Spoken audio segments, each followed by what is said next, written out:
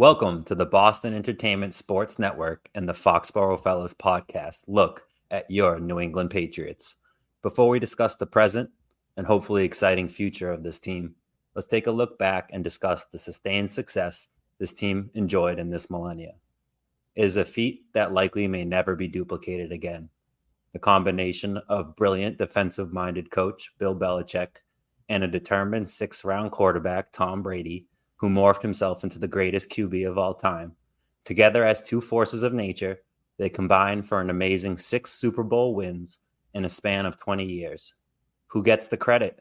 Was it the QB or the coach? In the end, it really doesn't matter. Success was the end goal for both men, and they were very successful. Tom Brady and Bill Belichick was, and still is, the best quarterback-coach tandem in the history of the NFL.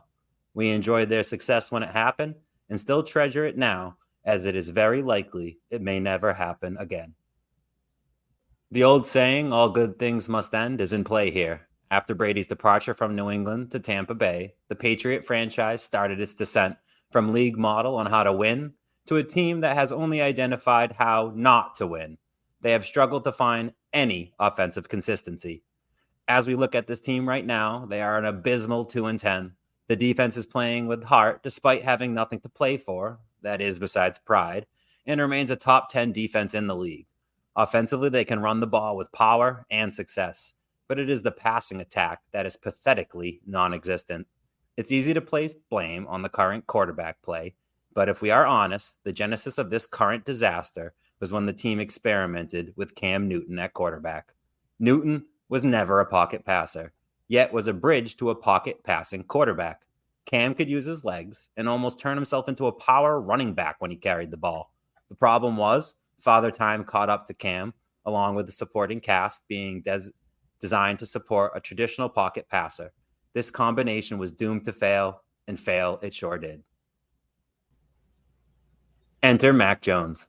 The Alabama product was the last of the top 5 quarterbacks taken in the 2021 draft at pick 15. He was fortunate to be paired with offensive coordinator Josh McDaniels. McDaniels' game plans and Brady's execution of the plans was unquestionably legendary. Mac seemed to develop in a promising way under the tutelage of McDaniels. The team seemed to have found a replacement for the GOAT. Fast forward to the conclusion of Mac Jones' rookie campaign, and we get hit with the news that McDaniels is leaving, again, to become a head coach, this time of the Las Vegas Raiders. Inexplicitly, Bill Belichick does not go out and get a legitimate offensive coordinator to help Jones move to the next level of his development. Instead, he allows Joe Judge and former defensive coordinator Matt Patricia to run the offense. This was never going to work, and it quickly turned into the farce that it was. Poor play calling, delays in getting plays on the field, and soon it was evident that Jones was frustrated and his play on the field was regressing. At times, Mac seemed to point at the coaching as the reason for his lack of success. The 2022 season was lost, and Mac Jones regressed in his game surrounded by this fiasco. One thing that may be true about Bill Belichick is that he's stubborn, but he is also a realist. That, or maybe Kraft told him to, we don't know for sure. Either way, the Patriots brought back former employee and old friend, offensive coordinator Bill O'Brien.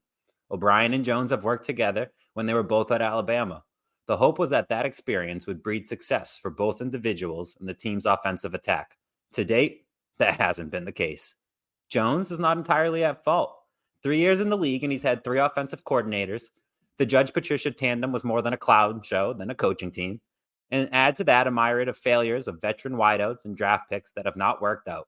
Nelson Aguilar, Devontae Parker, Juju Smith-Schuster, Brandon Bolden, Gunnar Olszewski, and some other forgetter roster fillers. It would be hard to imagine that he is anything less than confused, frustrated, lacking confidence in himself, and basically trying too hard to prove himself. My friends, that is what we have witnessed on the field. Bill is to blame for his failure to develop. Bill wields the dual hats of head coach and GM.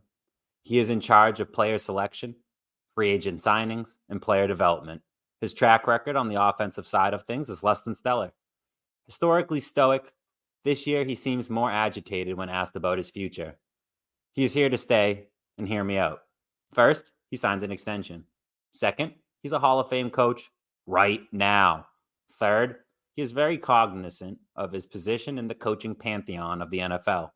He needs only 18 wins to pass Don Shula to ascend to the top of the list of winningest coaches in NFL history. He is going nowhere. Despite the rumor mill, mumbling, and pent up act that Bill Belichick rhetoric circling around Gillette Stadium, he is too stubborn to quit, too proud to tank this season, and too brilliant not to figure this out for next season. The future of this team in the short term is unclear. However, it's hard to believe that Bill Belichick can't turn this around. We know owner Robert Kraft will give him the resources and latitude to do so. Here's to a positive future, which can only imply one thing: Super Bowls.